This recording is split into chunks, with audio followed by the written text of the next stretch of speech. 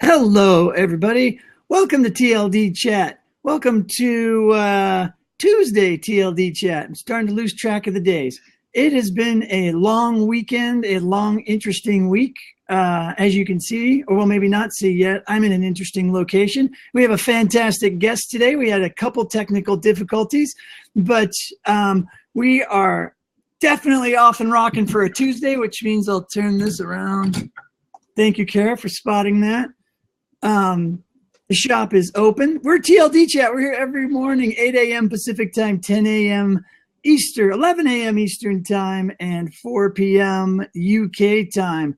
I said 10 a.m. Central time because that's where I am. I'm stuck in Iowa.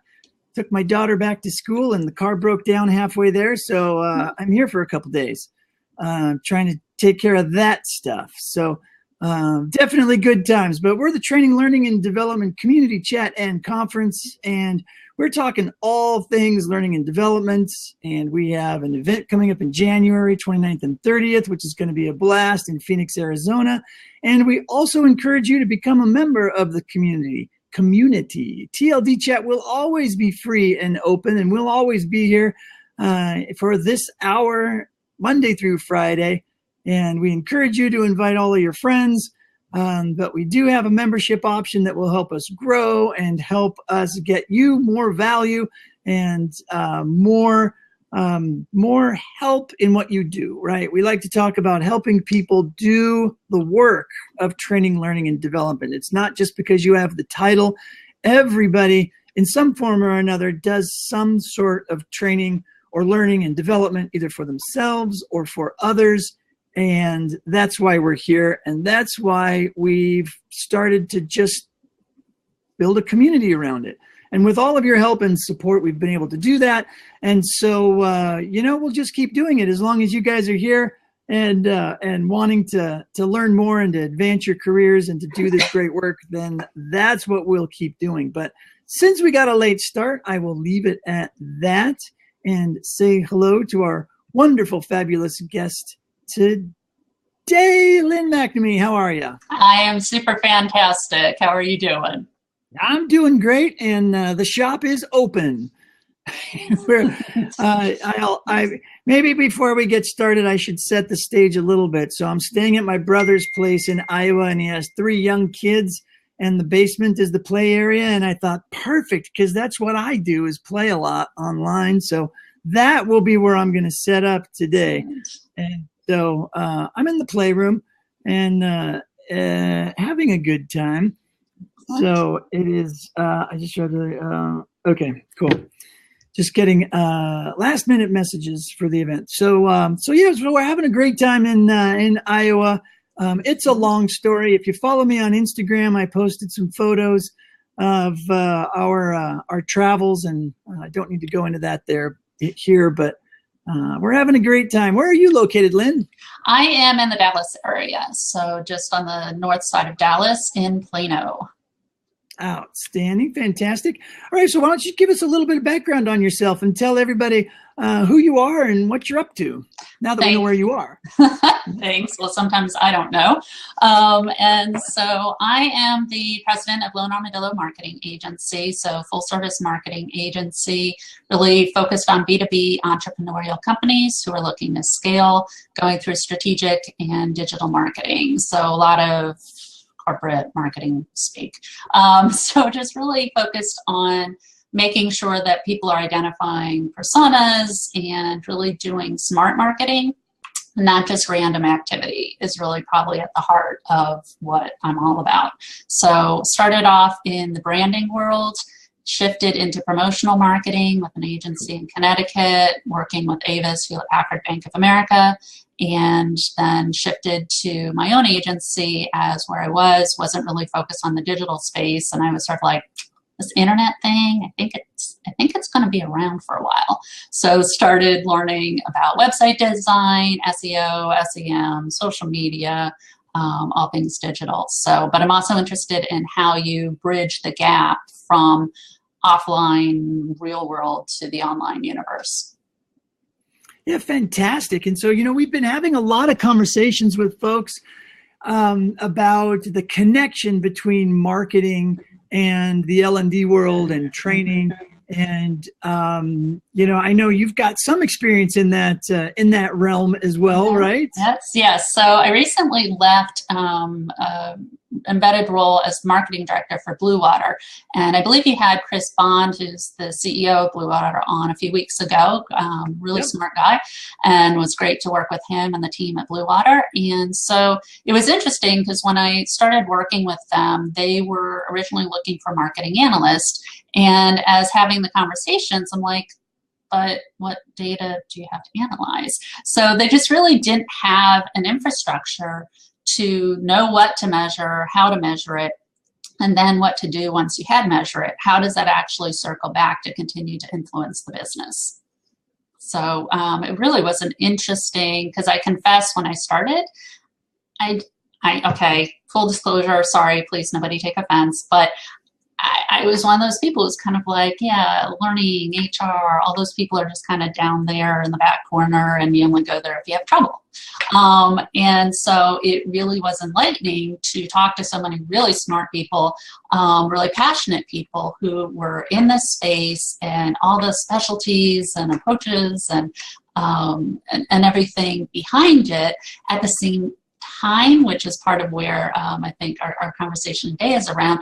There were a number of things that it was like, that's what we were struggling with in marketing years ago, a lot of the same conversations. And I just was curious that there seemed to be almost, I don't know, an 8 to 10 year parallel path of issues that we were dealing with in marketing, and that seemed to be surfacing in the learning community.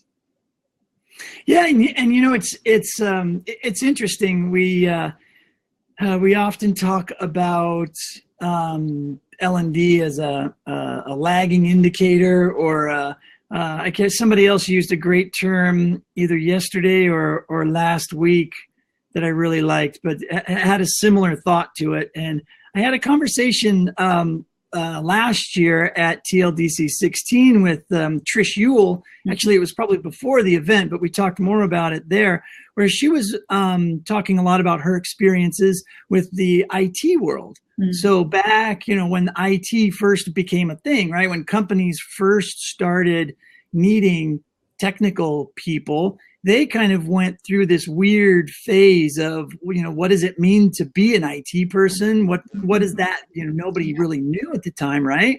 Yeah. And so, so we're kind of, she watched that trajectory and was embedded in companies, watching that IT world, compliance, right? Certifications started to get crafted. As soon as there were larger businesses built up around it, they got together and decided what's, sort of the standard. So now there's the Microsoft certifications, and there's the Cisco, certifications, and all these courses and things. And to be an IT professional means something now, and there's some definition around it. And she started seeing the same thing, right? That kind of L&D and tech, or e-learning, whatever you want to call it, kind of is in that same trajectory, because she remembers a lot of the angst that we're having right now in our industry. That same thing happening in IT. Yeah. And to your point, long story to get there, marketing is exactly the same way, I think. I mean, marketing has always been, not always, but it's been disrupted with digital technologies too, right? It used to be marketing and advertising, right? I remember when I was growing up, it was always, I had never really understood the difference between the two. You either worked for an ad agency, and then there was this other thing called marketing, but it was mostly all about ads and advertising. And then all of a sudden marketing became really huge and became a thing. And then all digital came and disrupted marketing. And so, they actually figured it out. And so we need to kind of learn from their path, I think. Yeah, you said a lot of great stuff there. So tacking on to that last point with advertising and marketing and a parallel. So for where I come from, advertising, you could probably just say, is like that ad on the inside cover of a magazine, as an example. Hi, we're here, buy our truck. But it's much more of a awareness. And then the marketing is really that relationship and that activity. And then hopefully we can move it to some sense of loyalty, that it's not just a one-time, but it's an ongoing.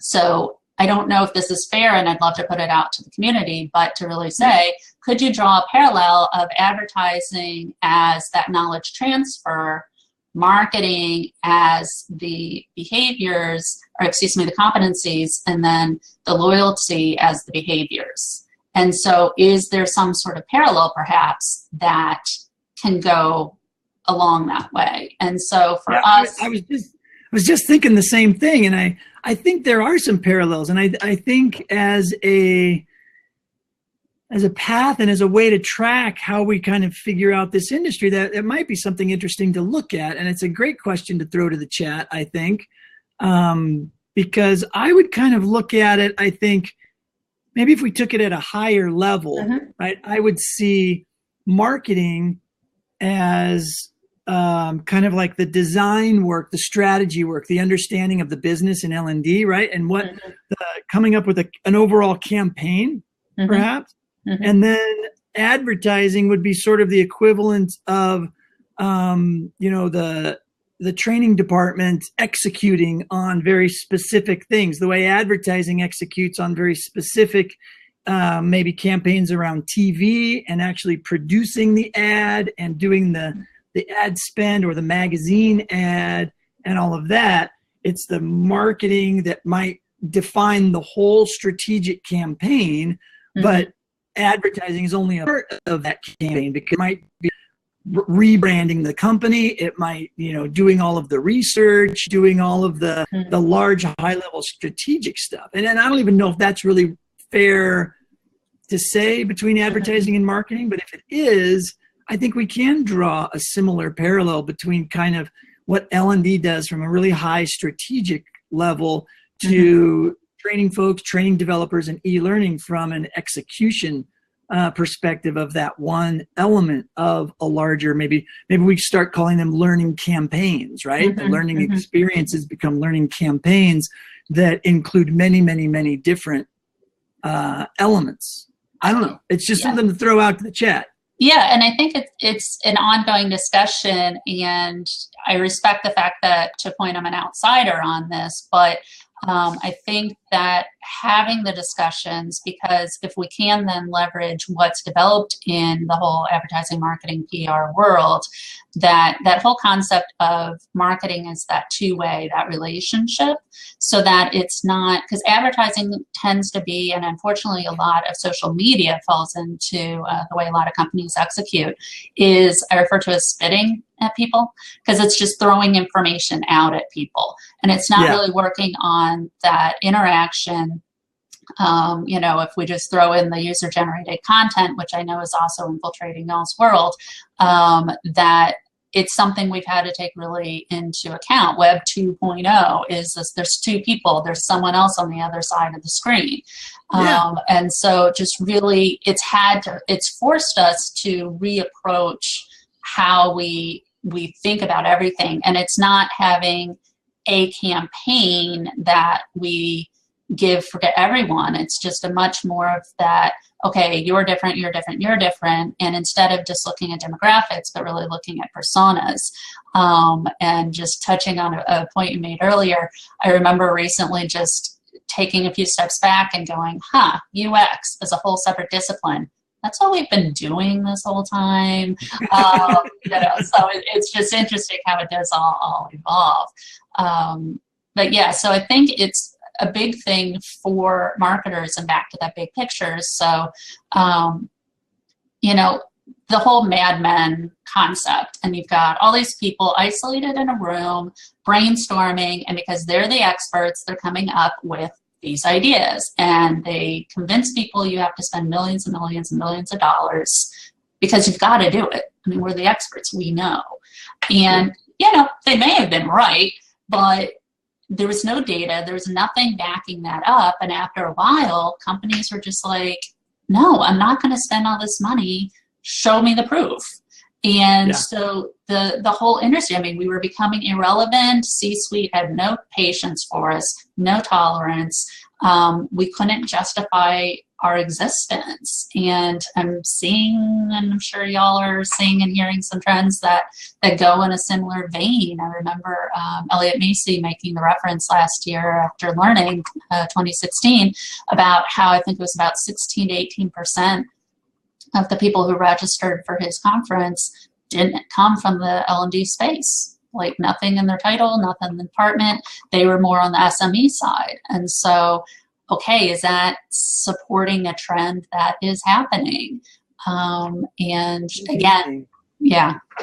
Of all the events for a non-training person to want to go to, I would think they would want to go to one don't get me wrong, Elliot puts on a fantastic event. It's just so much more at that executive level, right? And sort of that higher, that space. I would think maybe they would want to go to more of a hands-on, more of a techie event or something like that. But I don't know, just curious to me. But maybe they want to get just that big overview. Maybe that's why they were there, just to kind of see what the landscape looks like and then start diving in a little bit more deeply. Maybe it just felt like a safe place to go, or maybe it was just the closest learning event to them. I don't know. And you get to go to Disney, so, you know. And it's always at Disney, right? So, yeah, that's always the bonus. So, but I think, yeah, well, I think, though, what I took from it, and it is, again, part of this bigger question, bigger issue, is it the technology or is it that strategy? You know, when you're talking even with the advertising marketing, is it the strategy or is the execution? And you need both, and you need a good, solid execution against both. But you can't depend on the technology to solve the problems. And so if you don't, you know, those madmen in the rooms to date at that point had the expertise. So you don't want to completely eliminate, and you would want to go to them to learn what you can, but you want to build from there. So then if the technology helps you further refine and figure out, well, what are the metrics? What should we be measuring? Let's start with that. Then you can use the technology. And so again, similar parallel for marketing, that how many of y'all have used Publisher? I see. You're guilty. You've used it. Okay, I actually have on times too. But it does not make you a marketer. Sorry, folks. Don't change jobs just yet. You might be wonderful and you might be the exception. I'm gonna go all good with that. Would love to see your work. But the technology, just because all the tools become accessible, doesn't mean you have that expertise. And so I completely support all the knowledge, all the training, all the wisdom y'all have, that again, it's not just having access to the tools. It's not just having the technology. There's a lot more that needs to go with it. But then how do you validate that to an external party who's writing the checks to justify the technology, your salary, the other people in your department's salary, and even potentially growing what you're doing and connecting the dots that what you're doing really does have an impact on the business bottom line. And Brent, I think I bored you into stupor because I've lost video and audio with you. So not sure. All right, so should I bore people with anything else? Does anyone have any questions in the chat room that while he's coming back up, I can try to address? Let's see. Yep, I see. Sorry, just skimming. PageMaker, a watered down version of Quark. Yeah, nobody even uses Quark anymore. Adobe has taken over. It's all InDesign, Illustrator, obviously Photoshop, but transitioning into a lot of additional incredible tools that are integrated. So again, that whole tracking, all of that. Interesting, fun, but I'm sure similar for you guys. It is crazy trying to keep up with all the technology and the new things. I mean, I remember one time I was teaching a social media class, and 5 minutes before I was walking out the door, Facebook had changed from the fan to liking and following. And I'm just like, seriously? It's just so hard to keep up. All right, so there was a question. Do you feel that there are less companies wanting to use an outside marketing company or is that climbing again? Does that relate to more companies recognizing the marketing department internally? Thank you, Craig, for putting forward the question. And I think that we are starting to see a trend back up on hiring outside firms. Completely agree that there's just a roller coaster, and it, more than using internal or external companies, tends to be, are you looking for a turnkey that will do everything, or specialists who will do just one piece? So if you're looking, you know, do they want just a social media specialist? Do they want just a Snapchat specialist agency, or do they want, you know, the McCann who does, you know, every piece of offline, out of home, online, website, events, everything? So I think right now what I'm witnessing is a bit of a preference for a specialist, because the rhetoric is so emphasized on the tactics, not the strategy. There's so many agencies, especially rising around the social media space, and they're just pumping stuff out, but they're not testing, they're not tracking, they're not geared towards personas. And there's also a lot of network marketing, basically Ponzi scheme, in my opinion, type things, where they're just like, I'll teach you how to get, you know, this many followers and then you can retire. And basically they just tell people how to do the same thing they're doing, but there's no actual product at the end of the day. At least with Amway, you had some sort of product. So unfortunately, I think that there are some issues around that. I hope, Craig, that answered your question. If not, please shoot another question, and happy to try it again. Kara sent in a question: how critical is social media to marketing an organization and or an individual? Love it, love it, love it. In today's world, for a lot of, to most organizations, it's social media needs to absolutely be a piece. But again, engagement, I know that's a hot word in y'all's world these days as well, but engagement is key, because again, otherwise you really are spitting at people. And so, but know what you're trying to achieve and in which space. So each social media channel is different, attracts different audiences. Facebook is no longer for the young, maybe the young at heart. And so just trying to really build out the right sort of communications, the right visuals, the right pace, and what degree of engagement. Again, if that's not touching on the question, please come back, and would love to circle back.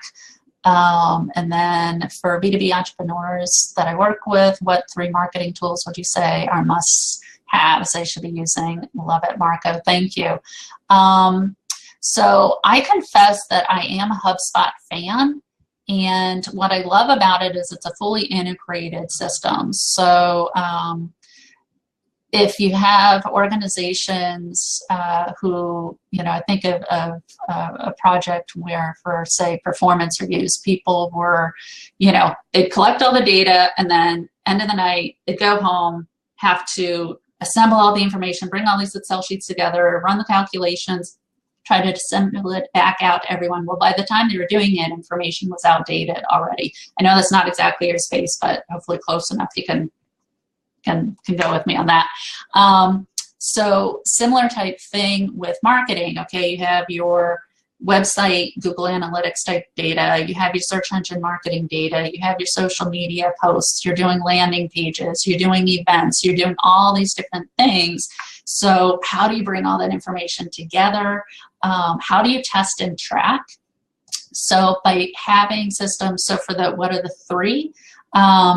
You need to be able to cover your landing pages. So whether you're using an integrated system like HubSpot that will provide automatic reporting that brings all those different elements together so you save time and have more quality data, or do you break it out of having tools that you can easily create landing pages that you can do the reporting and social media publishing like a Hootsuite, to manage on multiple platforms, and then some sort of email marketing tool.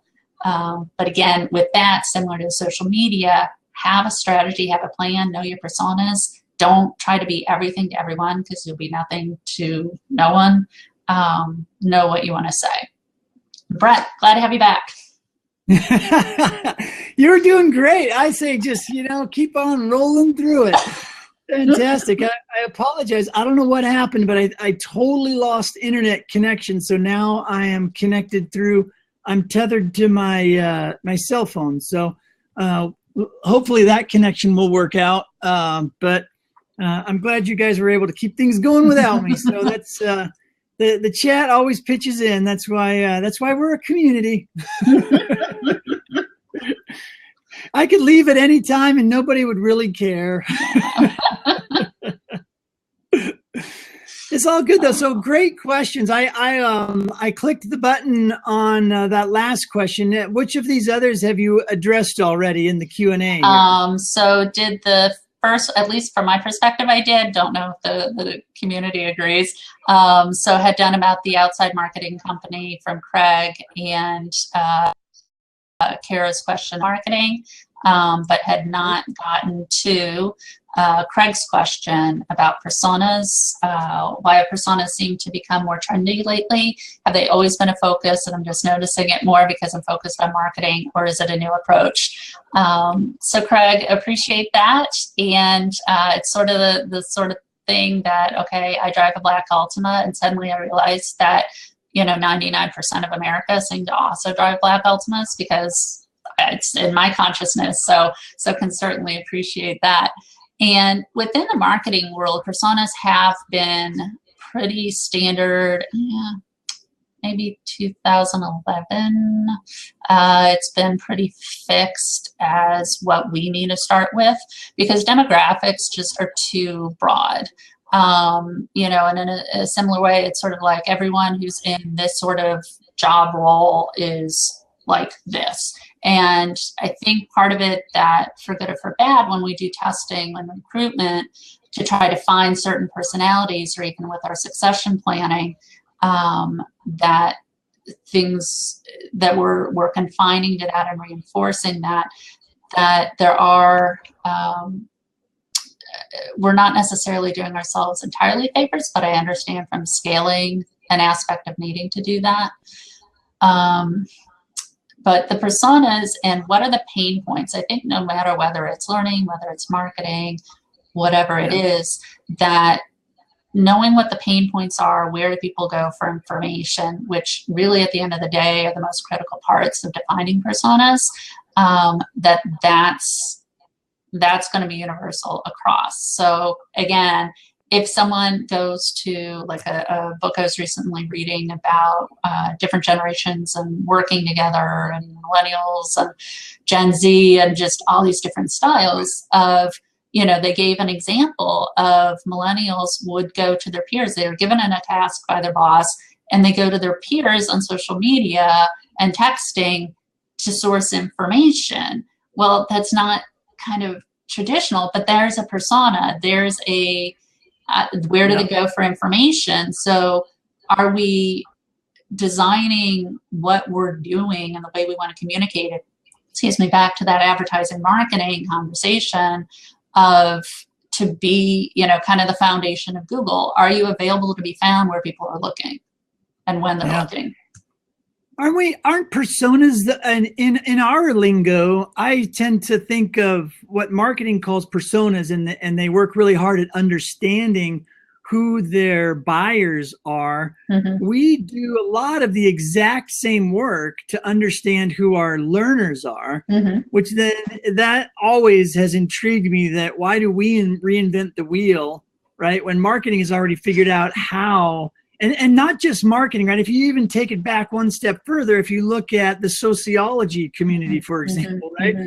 Sociologists have figured out how to study people mm-hmm. and how to study, cultures and their behaviors, mm-hmm. For way longer than even the marketing people mm-hmm. have. Mm-hmm. So, and they learned from that sort of science behind mm-hmm. it. And so why wouldn't we want to learn from both of those mm-hmm. and figure out, how to do it. And then if you take it one step further and look at the tactics of it, right? Marketing uses the funnel concept, right? At the bottom of the funnel, when it's all said and done, you've got a buyer, right? Somebody has purchased what you're selling. Well, in our verbiage, it would be somebody applied the knowledge, right? So as you're stepping back out, that's our essence of them buying what we taught them, right? Or they bought the behavior change. So if we started backing out that funnel, would it look pretty similar for L&D people? Could we use that same model? I think so. And I think it opens up, if we really are deliberate about making sure we're always connecting learning and performance, because what is really the point of the learning if it's not connected to the person doing it on the job? We always talk about, right, the performances. And it's same with marketing, right? It doesn't count if they don't buy. Everybody in the world can like your commercial, they can like your campaign, they can like your logo, but if they're not buying your product, marketing has failed, right? And so at the end of the day, we kind of are in that same situation. People can sit in the classroom in a chair. People can say they're really interested in the content. They can say that they learned something. They can pass a quiz. They can pass a test. But if they don't actually go and apply the knowledge, we fail. And I gave a little wince because I'm 99% with you on that. Back to that whole branding concept. And so, because at least the way that I look at it, if you will, from a branding perspective of you have such a limited attention span, and you've got to convey so many messages, and you've got to tap in to what information is already in somebody's brain. So don't recreate everything. So branding is important because you can already pack a lot of information. Are they a luxury brand? Are they driven by price? Is it efficiency? You know, what is it? So a lot of that gets taken care of by the branding messaging, and that's that advertising. We're not actually specifically trying to get a particular action taken, behavior taken, but it's giving that context. So then anything else we do from that marketing side can leverage, can tap into, can attach to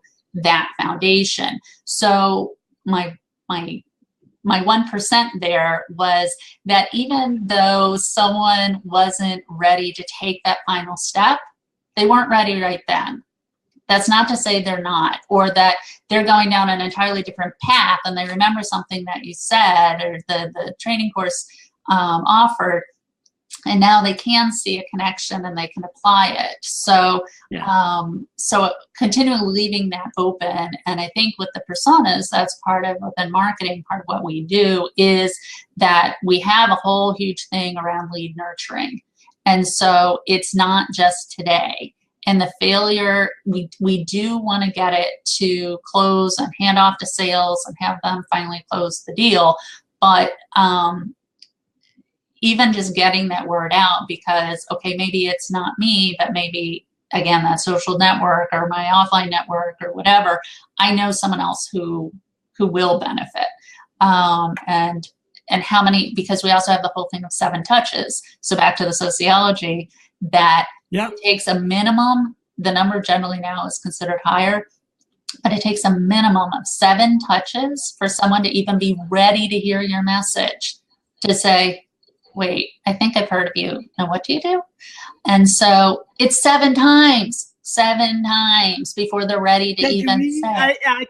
I can't think of any instructional design model that says you should really make sure that this message is in front of them and presented to them at least 7 times before you let them leave the classroom. I don't recall that in the graduate school program I was in.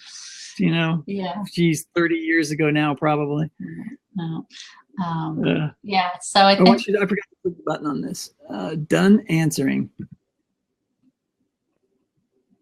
So the whole concept, because when we do that, it's also around different ways. So it's not that we send 7 emails and just spam the bejeevers out of people.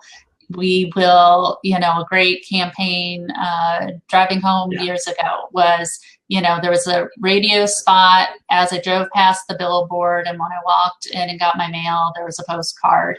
It was those sorts of things like, okay, you're getting my attention here. But again, it wasn't that I remembered anyone, it was only the multitude. But again, there was that repetition, which I know is worked into beautifully into most of the learning courses. But we can't depend on just the one. And because for me, my persona, where I go for information, that it's sort of like Google. When you search something on Google, your mind is open, you are ready, you're actually intentionally looking for information. And so that's why it's caught on so much from an advertising standpoint, because you're not spitting at people. You're not the telemarketer calling right when you sit down to dinner, and you're in the least receptive mindset to receive this information. You're actually open and intentionally looking, but it's having the the ads on the side, it's having ads in your email, it's having that remarketing where you feel like Big Brother is following you everywhere, because they are. And so they are. So it's coming at people multiple ways and not putting all the weight on just one place, because someone might have just gotten bad news about a family member, or people are upset about what's happened in the news. You just can't count on any one moment to carry the whole weight.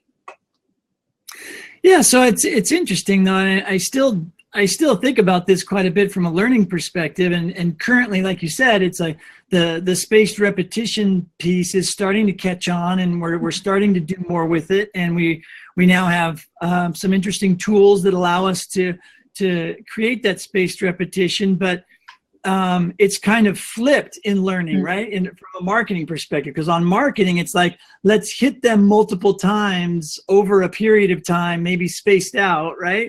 Because of a billboard or because of that card. At the beginning of the process, we like to say, well, let's hit them with the class or the content or the e-learning course, and then help them remember and help them limit the forgetting curve by giving the spaced repetition and doing the 7 touches or, over time and hitting them with it. And I'm not saying one is right or one is wrong. It's curious to me when I start to kind of put all these things together and see if and where they line up. Yeah. So here's my question to you. What tests have been run with the pre and the post? Like taking both models and really doing it as an A/B, because if you prime somebody, this is marketer speaking, if you primed someone to what's coming and whet that appetite, which I realize a lot of compliance courses, good luck. Hard to get that energy, hard to get that excitement. Woo-hoo, here we go, today's the day. I appreciate the challenge of that. I truly, truly do. There's certain products in the marketplace that we're all like, well, really glad I didn't get that account. That whole testing, okay, we think this, we've tried this, but have we proven it? Yeah. It's interesting, and a lot of times I think that's what has hindered learning and development, because our instructional design models, at least through academia, sort of required that we do that. That's why we would do pilot classes before we actually launched the real class, and we would test and retest and all that kind of stuff. But once everybody gets out of schooling and gets into the real world, there's just no time for that. The pace of everything is just, it's running and going too fast. However, with the whole idea of micro learning and these new platforms that are out there that allow you to deliver content more quickly after you create it, we now do have this capability to do A/B testing on our content, right? I think Josh Cavalier, when he was on the show last week, he talked about priming, right? And priming in the videos, right? Making sure that your video has some sort of priming in the beginning. But shouldn't we all, especially if you're rolling out a big learning program, maybe that priming occurs in some sort of marketing campaign leading up to the learning campaign that then happens. And getting people ready to understand, maybe give them some pre-learning, give them some facts, some little nuggets, right? Help sort of level the background knowledge before everybody gets into the class, right? Lots of things like that. Yeah. I mean, you think of like movie trailers, you know, we have teasers, you know, and, you know, do a series of infographics, as you're saying, you know, what are some things to help level the field, but that are part of that campaign, you know, but tested then also against some who are going the traditional. And then again, we're looking at for those behaviors, those actions, and measure at the end. And I understand there's always a lot of variables. We're talking about human beings. We are not completely linear, not always, if ever, rational. And so I appreciate that, but I guess I operate in a world of saying some data is better than no data.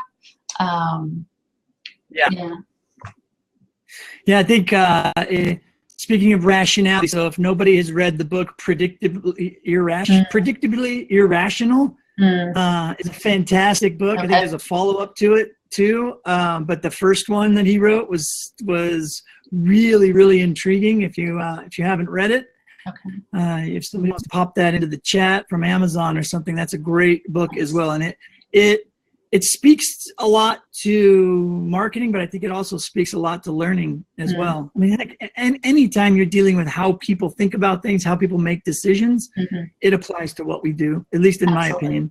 Yeah, absolutely. For sure. Yeah. So before we run out of time, I'm sorry to interrupt. Let's make sure we hit on a few things that you wanted to be sure to touch on, right? I want everybody to know who you are, where they can find you, and all that easy stuff. But you know, what are some other points that you wanted to make before we send off? Mobile is real.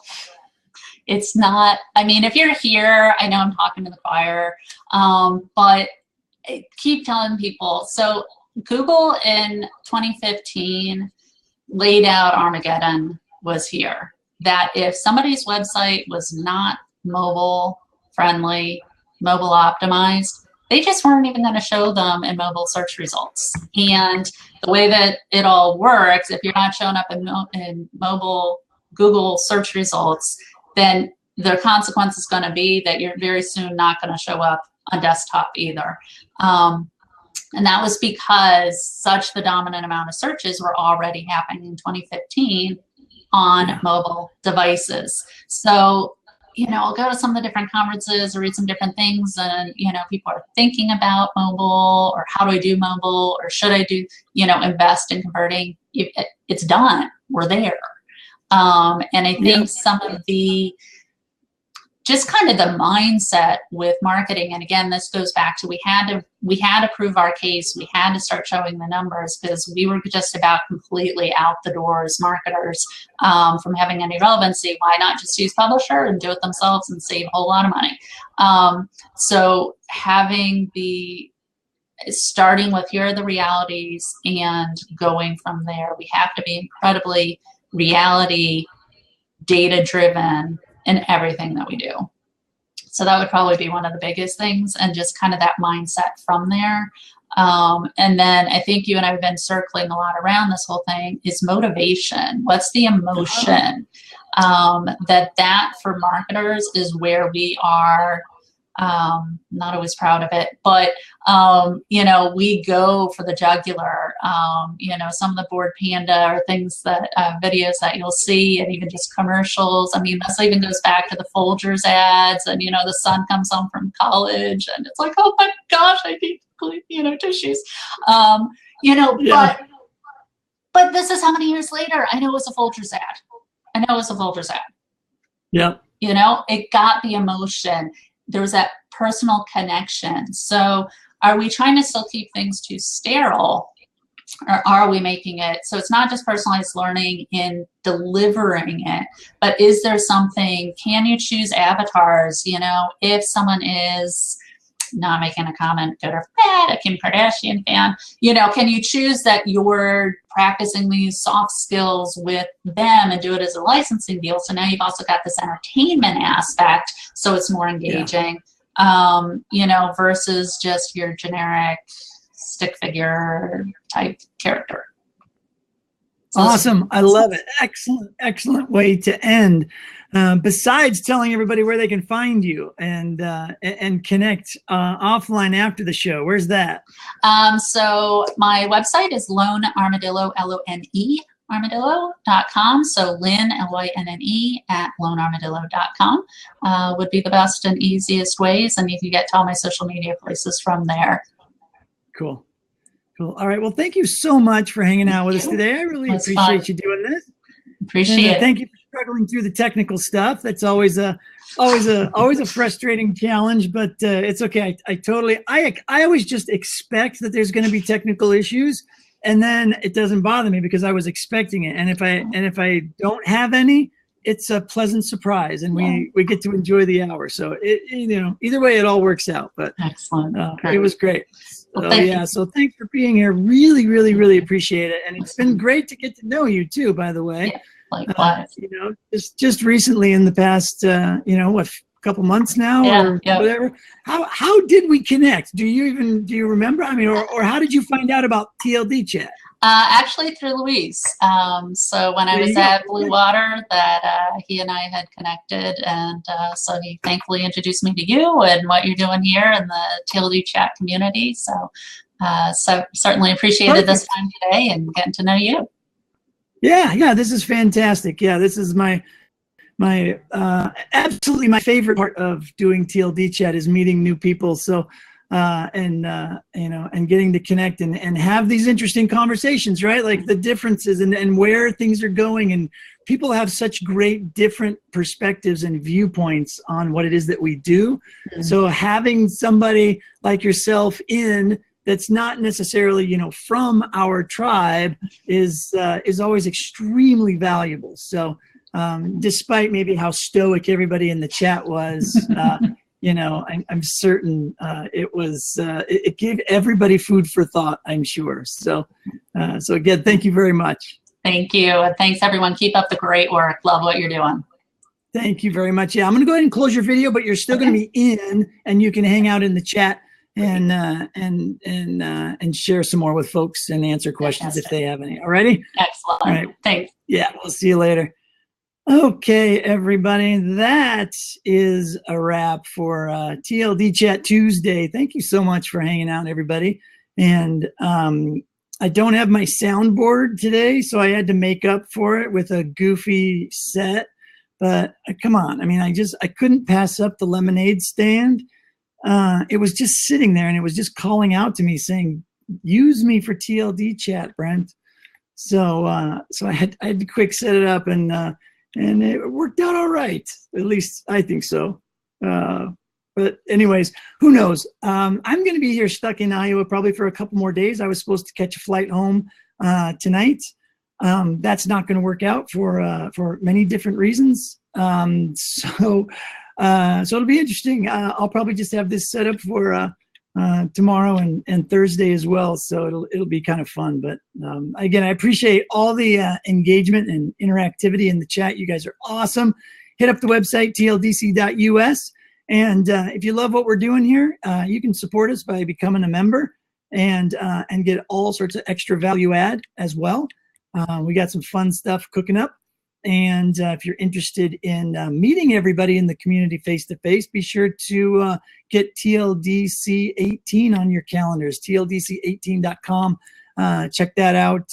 Get registered, Phoenix, Arizona, January 2018. So we're definitely looking forward to that as well. And if any of you have any questions or want to reach out or don't understand what this is that we're doing and want more information about TLDC or anything else that I'm doing, feel free, please connect with me offline. Always happy to chat with folks and grab a quick 30 minutes with me, and I'll let you know what I'm up to and what I'm doing, and I'd love to hear what you're doing. The experiences of the community are what make this platform great. And so, when you all volunteer to share your knowledge and your experience with the rest of the community, that's what I love the most. So reach out to me, let me know, and we'll talk to you all soon. Everybody have a great day, and we will see you tomorrow morning.